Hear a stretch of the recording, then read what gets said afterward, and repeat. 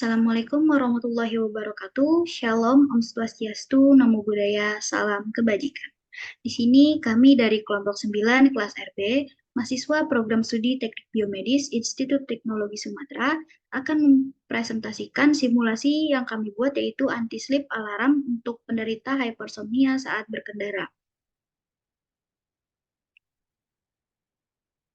Adapun anggota kelompok kami yaitu Saskia Ardila Kurnia dengan NIM 121430005, Haifa Alivia Lika Putri Malano dengan NIM 121430021, dan Berliana Rizkita Setiawan dengan NIM 121430025. Untuk selanjutnya akan dibacakan oleh rekan saya. Pada proyek kali ini kita membuat anti-sleep alarm project, di mana anti-sleep alarm project ini diperuntukkan untuk penderita hipersomnia.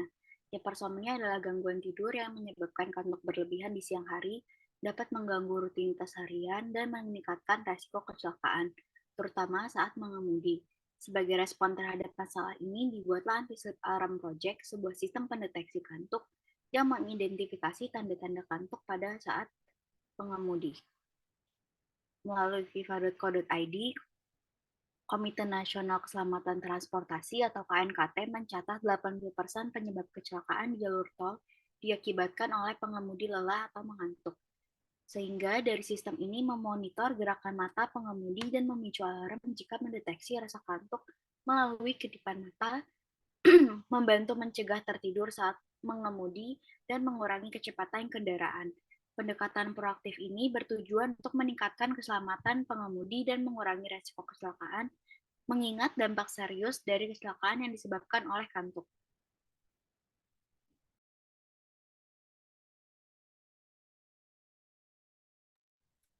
Untuk yang selanjutnya yaitu alat dan bahan. Yang pertama ada laptop, yang kedua ada software Proteus, yang ketiga ada library Arduino Nano, dan yang terakhir ada library IR sensor. Next.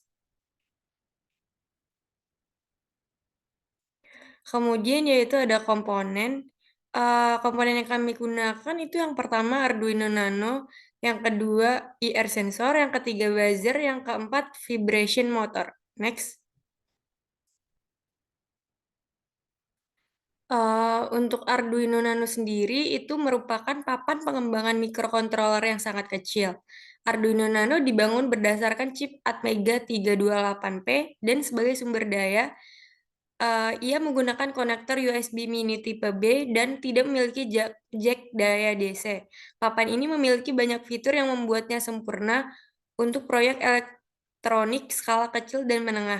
Arduino Nano memiliki fleksibilitas yang cukup untuk berbagai aplikasi berkat total 14 pin, 1/O digital, 8 pin input analog resolusi 1024 bit, dan berbagai spesifikasi lainnya. Next.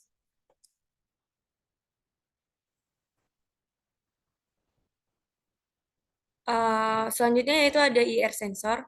Sensor inframerah ini terdiri dari dua bagian, yaitu yang pertama ada emitter atau pemancar, dan bagian penerima atau receiver, sehingga disebut optocoupler dan photocoupler. Di sini LED IR digunakan sebagai pemancar, sedangkan fotodioda IR digunakan sebagai penerima radiasi IR yang dipantulkan. Untuk sensor kedipan mata menggunakan fotodioda yang sensitif terhadap cahaya inframerah dan yang dihasilkan oleh LED inframerah berdekatan.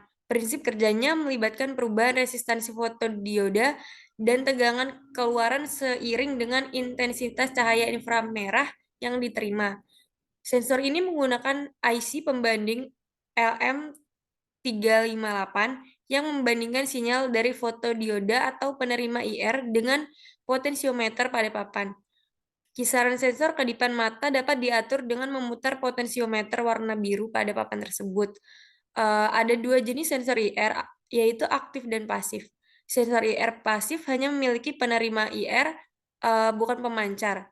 Tapi yang aktif memiliki pemancar dan penerima. Di sini kami menggunakan sensor IR aktif. Next.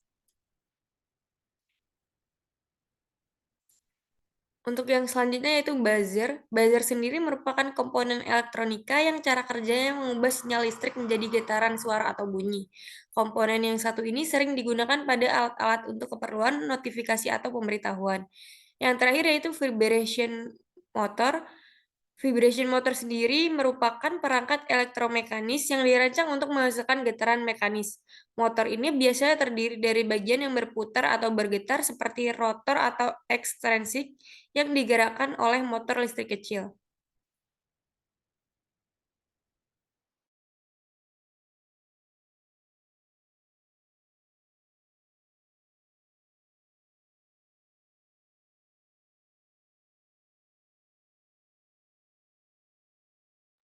Baik, untuk selanjutnya simulasi akan saya tampilkan share screen berikut.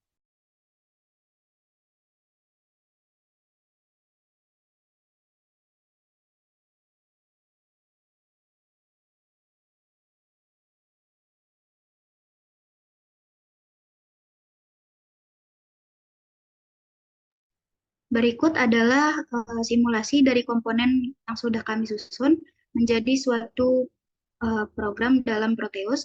Yang pertama ada IR sensor, yang kedua ada Arduino Nano, yang ketiga ada logic representator, for buzzer dan vibration motor, serta ada power supply, dan di sini ada logic provider. Jadi untuk langkah-langkahnya itu VCC pada infrared sensor akan dihubungkan kepada power supply. Kemudian ground pada infrared sensor akan dihubungkan kepada ground yang ada pada Arduino Nano dan output yang dihubungkan kepada pin A0 pada Arduino Nano. Pada simulasi ini kami menggunakan logic representator untuk buzzer dan vibration motor yang dihubungkan ke pin D13. Dan ada logic provider yang kami hubungkan kepada test pin pada infrared sensor. Untuk programnya, jika dijalankan, nah pada saat ini, jika output dari infrared sensor menunjukkan berwarna biru atau 0, di sini dia akan menunjukkan hasil logic representator dan untuk buzzer dan vibration motornya itu akan menunjukkan angka 1 atau height, di mana jika hal ini menunjukkan height atau 1, itu menunjukkan bahwa buzzer dan vibration motornya akan menyala. Sedangkan apabila output dari infrared sensornya akan berwarna merah, maka di sini logic representator pada buzzer dan vibration motornya akan menunjukkan hasil 0 atau low, yang menunjukkan bahwa logic representator dari hal ini, yaitu buzzer dan vibration motor, akan mati dan tidak hidup. Berikut adalah hasil yang sudah kami jalankan pada proyek kali ini. Mohon maaf apabila terdapat kesalahan dalam penyebutan komponen ataupun hal lainnya. Kurang lebihnya kami mohon maaf. Wassalamualaikum warahmatullahi wabarakatuh.